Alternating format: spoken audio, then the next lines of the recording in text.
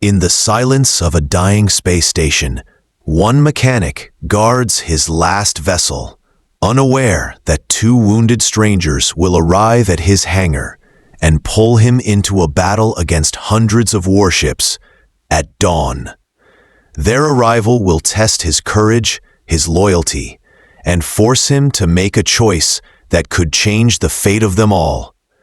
If you are new to the channel, then please subscribe to the channel and like the video and tell us where are you watching from. Now, let's jump into the story. The hangar of Outpost 47 was silent, a hollow chamber of steel and shadows. Darren Solis stood alone, staring at the single vessel that remained under his care. It was the last courier-class ship, still functional on the abandoned station. For 3 long months, he had polished its hull, fueled its drives, and kept its systems alive, while the rest of the outpost fell into ruin. The station had once been a hub for miners and traders, but the consortium had pulled out, leaving behind empty corridors and broken promises. Darren had stayed, clinging to the ship as his only hope of escape. He told himself each day that tomorrow he would leave, but tomorrow never came. Fear, doubt, and the weight of loneliness kept him rooted in place. The vessel was not beautiful by design, but Darren had rebuilt it with his own hands. He had coaxed power from its aging engines, upgraded its navigation, and made it faster than most patrol craft. It was more than a machine. It was his lifeline, his last chance to find a future beyond the dying station. Then the silence broke. The heavy doors of the hangar cycled open with a grinding echo. Darren froze, his hand reaching for the plasma cutter on his workbench. Raiders were always a possibility. Scavengers could have tracked the faint signals of the station. He braced himself for violence, but what entered was not what he expected. 2 figures stepped into the light, their presence commanding and strange. They were Seraphim, a draconic species known across the rim for their strength and pride. The first was tall, her scales a deep silver blue that shimmered under the harsh lights. She supported the second, a younger male whose copper scales were dulled with exhaustion.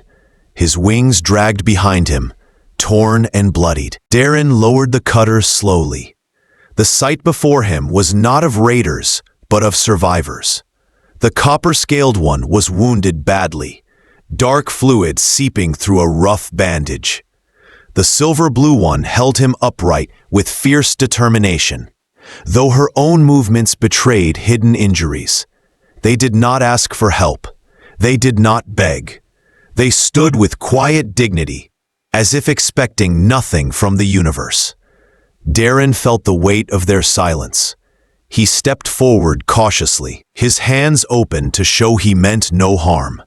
"You are hurt," he said, his voice steady, though his heart raced. The silver-blue Seraphim narrowed her eyes. "We are passing through. We require nothing from you, human." But even as she spoke, the copper-scaled one faltered, his legs buckling. She caught him, her muscles straining, and Darren saw the truth. She was injured too, burns hidden beneath her cloak. "Someone is hunting you," Darren said quietly. It was not a question. The copper one lifted his head, his golden eyes dimmed by pain. His voice was soft but carried the musical tone of his kind. "We cannot go further without transport." The silver-blue one, whose name Darren would later learn was Lyran, looked at him with suspicion. She measured him carefully, calculating risks, escape routes, and the chance of betrayal. "We have nothing to trade," she said. Darren glanced back at his ship. It was his only way off the station, the vessel he had guarded for months.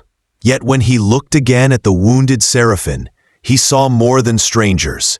He saw desperation, the same kind he had once known when he lost his family. "That wound needs proper medical attention," he said firmly. "My ship has a medbay. It can help. Lyran's eyes widened slightly.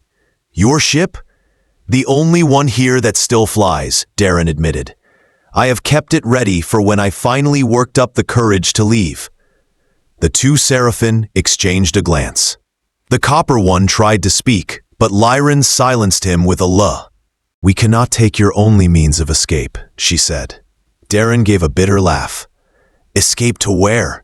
Every port demands fees I cannot pay. Every planet asks for documents I do not have. I've been telling myself for months that I will leave tomorrow, but tomorrow never comes. At least you have somewhere to go. Lyran's voice softened. No one waits for us. We are alone. Darren studied her face, then the trembling form of her brother. He felt the weight of his own solitude pressing against theirs. Then we have that in common, he said. He made his choice. Come on, let's get him to the medbay. Lyran hesitated. How did you know he's my brother? The way you hold him, Darren replied. The way you look at anyone who might be a threat to him. I had a sister once. He turned toward the ship, lowering the ramp with a hiss of hydraulics. The sound echoed through the hangar, a reminder of how fragile the vessel truly was. But none of that mattered now. Together they entered the ship. Darren guided them to the medbay, a small but efficient chamber designed for a crew of 6. Though he had been alone for years, the systems were still operational. He helped Lyran lift her brother onto the examination table. The automated arms scanned his injuries and began treatment with precise efficiency. The copper-scaled Seraphim's golden eyes found Darren's. Why? He asked softly. Darren had no easy answer. Because 3 months alone on a dead station changes a man's judgment, he said, forcing a smile. Then his voice grew quiet. Because I remember what it feels like to hold someone bleeding in your arms and have no way to help them. Lyran turned to the ship's external cameras, her expression tense. They will come here, she said. The ones hunting us. They have tracked us across 3 systems. Darren felt the weight of her words. He looked at the ship's console. Every system glowing green, ready for flight. He had kept it prepared for Mont, waiting for a reason to leave. Now perhaps that reason had arrived. The last vessel was no longer his alone. It had become the fragile thread connecting 3 lives, bound together by chance, danger, and the promise of survival. Inside the starlight ember, the hum of machinery filled the narrow medbay. Darren Solis stood close as the automated arms of the medical system worked over the copper-scaled Seraphim. The machines scanned, diagnosed, and began treatment with precise movements. Bright light reflected off the wounded figure's scales, revealing the depth of his injuries. The younger Seraphim, Kalen, lay weak on the table. His breathing was shallow, his golden eyes half closed. The system announced internal bleeding and tissue damage caused by high-energy weapons. Darren had seen wounds like this before, back when he worked on mining ships that sometimes crossed paths with mercenaries. He knew the damage was severe, but the medbay was doing its best. Lyran, the silver-blue Seraphim, stood nearby. Her posture was rigid, her gaze sharp, as if she expected betrayal at any moment. She did not relax even as her brother's condition stabilized. Her hand rested on the hilt of a blade strapped to her side, though her own injuries were clear. Burns marked her arms, and her cloak hid deeper wounds. Darren broke the silence. He will live if the treatment holds. But he needs rest. Both of you do. Lyran's eyes narrowed. Why are you helping us? You risk everything by letting us aboard. Darren leaned against the console, his voice steady. Because I know what it feels like to watch someone suffer and be powerless to stop it. I will not stand by while you both die in front of me. Kalen stirred, his voice faint but clear. We are hunted. They will not stop until we are gone. Darren frowned. Who is after you?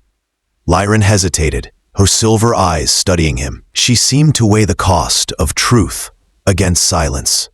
Finally, she spoke. Private mercenaries. Hired blades. They were sent to erase our bloodline. The words hung heavy in the air. Darren felt the weight of them. Mercenaries did not chase targets across systems unless the reward was great or the order came from someone powerful. Your family must be important, Darren said carefully. Lyran gave a bitter laugh, though there was no joy in it. Important, yes. Cursed, more so. Our father is Kaler the Scarred. You have heard the name. Darren's hands froze over the console. Everyone in the Outer Rim had heard of Kaler the Scarred, a warlord, a strategist, a figure both feared and respected. Entire fleets had fallen under his command. To be his children meant to carry both power and danger. If that is true, Darren said slowly, then helping you could bring every hunter in this sector down on me. Lyran's voice was calm, but edged with sorrow. You are already marked by fate, human. You saw us. You chose to act. There is no turning back now. Darren looked at her, then at Kalen, who lay weak but alive. He thought of the empty station outside, the silence that had consumed him for months. He thought of the ship he had guarded, waiting for a reason to leave. Perhaps this was it. The medbay beeped softly, signaling progress. Kalen's breathing grew steadier, his color returning slightly. He opened his eyes and fixed them on Darren. Why risk yourself for us? You owe us nothing. Darren's answer came quietly. Because I have been running from life for too long. Maybe helping you is the first real choice I have made in years. Lyran turned her gaze to the external monitors. The station's sensors flickered with faint signals. Ships were approaching. Her voice hardened. They have found us. The hunters are here. Darren moved quickly to the console, checking the readings. Several vessels were closing in, their signatures unmistakable. Mercenary craft, armed and fast. His heart pounded, but his hands were steady. He had kept the Starlight Ember ready for this very moment, though he had never imagined it would come like this. We need to leave, Darren said. Now. Lyran's expression was unreadable. You would risk your ship, your life for two strangers? Not strangers anymore, Darren replied. If they want you, they will have to go through me. Kalen tried to rise, but the medbay restrained him gently. His voice was weak, but determined. They will not stop. They will chase us until the end. Darren met his gaze. Then we give them a chase they will never forget. The tension in the room grew heavier. Outside, the mercenary ships drew closer, their engines burning bright against the darkness of space. Inside, 3 lives were bound together by chance and choice. Lyran finally lowered her hand from her blade. For the first time, her voice softened. Perhaps fate brought us here. Perhaps you were meant to stand with us. Darren powered up the ship's systems, the hum of engines filling the vessel. Lights flickered across the console, each one a reminder that the Ember was alive and ready. He had kept it prepared for months, waiting for a reason to fly. Now that reason had arrived. The wounded had spoken. The truth had been revealed. And the hunters were closing in. The Starlight Ember was no longer just a vessel of escape. It had become a shield, a promise, and a spark of defiance against the darkness gathering outside. The first light of dawn filtered through the fractured windows of Outpost 47, though the station itself had long ceased to feel alive. Darren Solis stood at the helm of the Starlight Ember, his hands steady on the controls. The hum of the engines filled the ship, a sound that had once been his comfort, but now carried the weight of urgency. Outside, the void was no longer empty. Mercenary ships had arrived, their dark silhouettes cutting across the stars. They moved with precision, forming a net around the station. Each vessel carried weapons capable of tearing the Ember apart in seconds. Liren stood behind him, her silver-blue scales catching the glow of the console lights. Her eyes were sharp, scanning the monitors that displayed the enemy fleet. She had seen hunters before, but never so many. Their numbers spoke of determination and of the price placed on her family's destruction. Kalen lay in the medbay, still weak from his wounds. Though the automated systems had stabilized him, his strength had not returned. Yet even in his condition, he had insisted on being connected to the ship's comms, his voice faint but steady. "They will not stop," he said. "They will chase us until we are gone." Darren adjusted the controls, his jaw tight.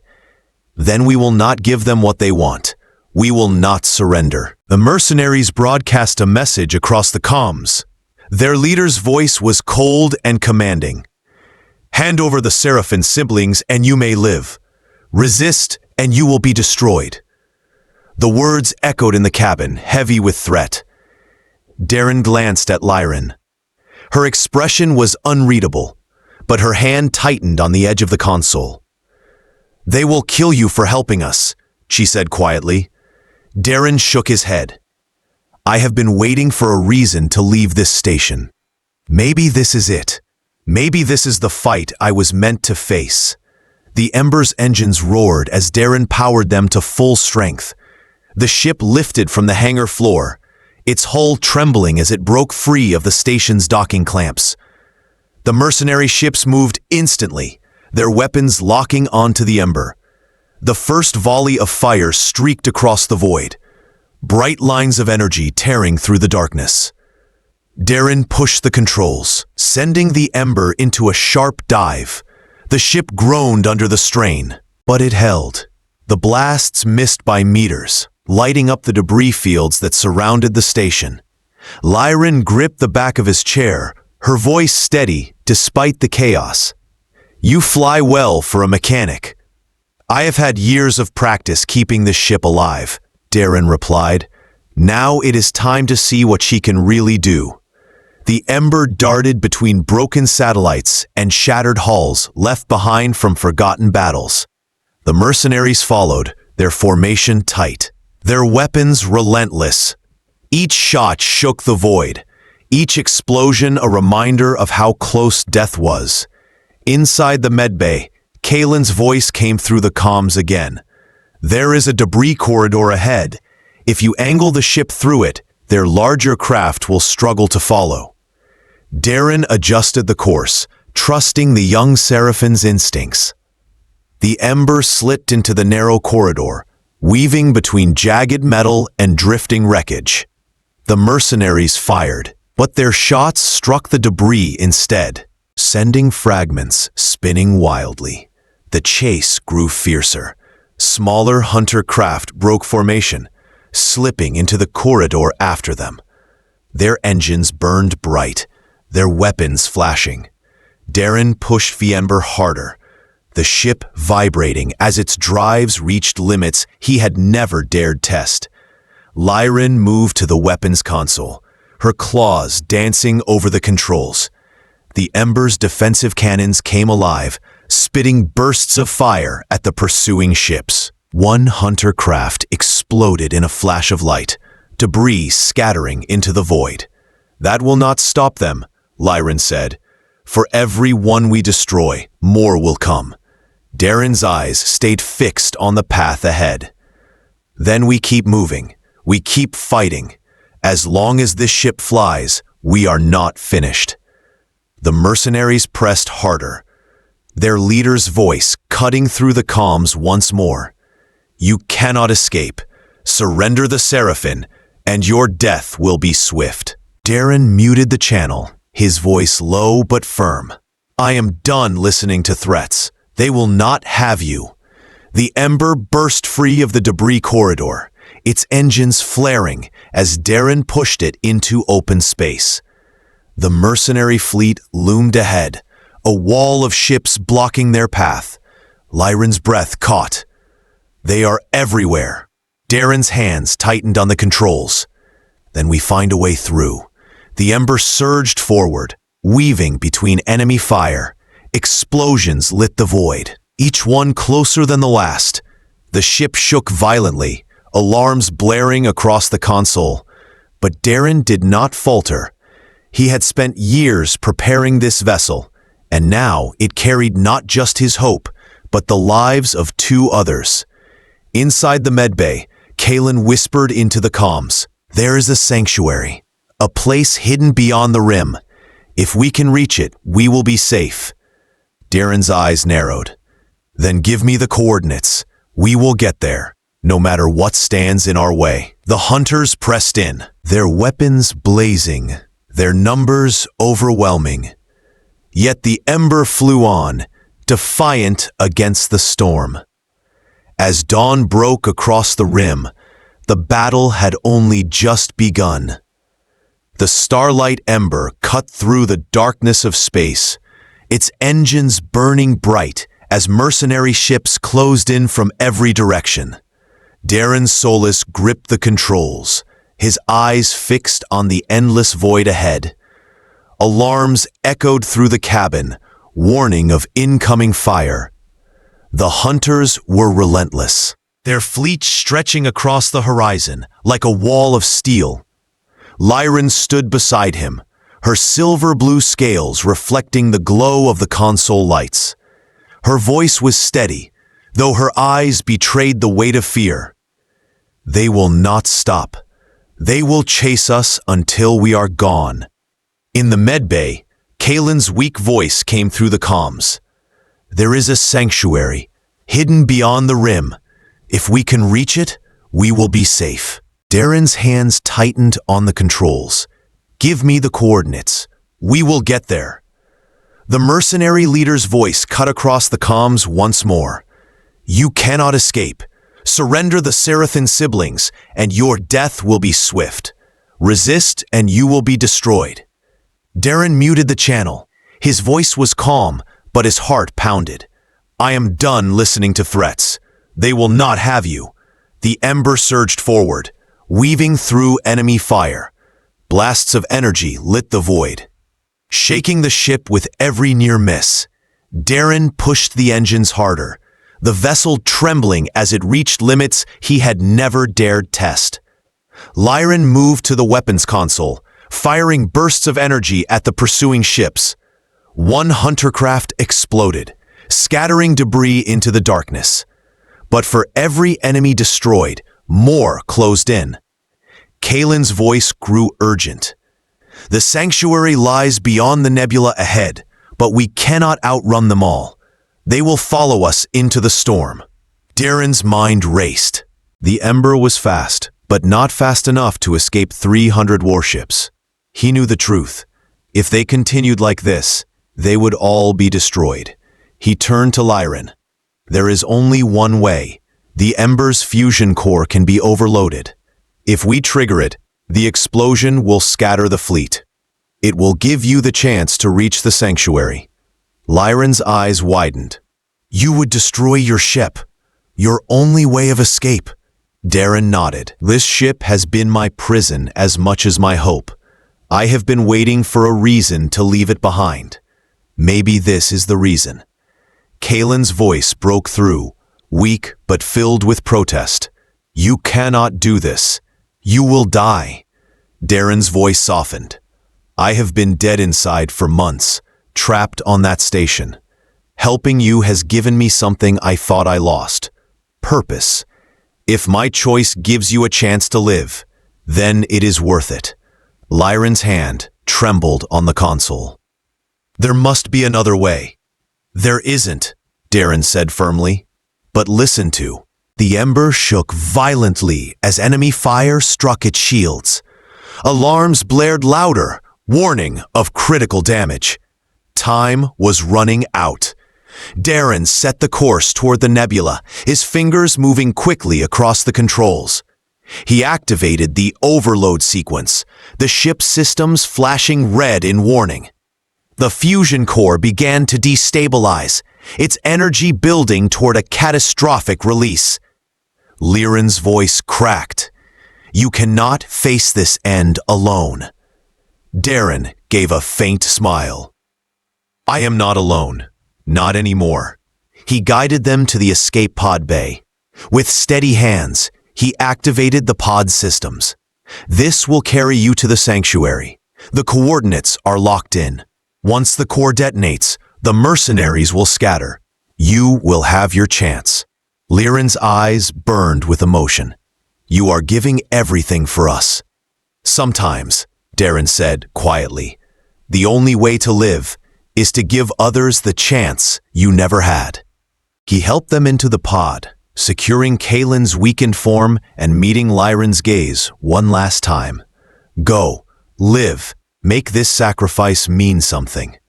The pod's hatch sealed, and with a hiss of hydraulics, it launched into the void. Darren returned to the helm, his hands steady as the fusion core reached its peak. The mercenary fleet closed in, their weapons ready to strike. Then the ember exploded. A brilliant wave of light tore across the darkness, scattering the hunters in every direction. Ships spun out of formation, their systems overwhelmed by the blast. The void was filled with fire and silence. The escape pod drifted clear, carrying Liren and Kalen toward the sanctuary.